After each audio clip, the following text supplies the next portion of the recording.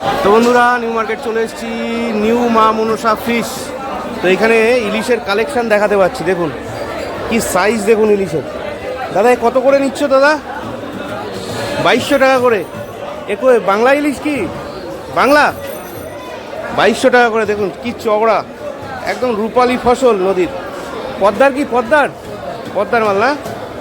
আজকে কিন্তু একদম মন খুশ হয়ে গেল ইলিশ দেখে। আর এটা কি সাইজ? একই রেট? এটা 2000 টাকা।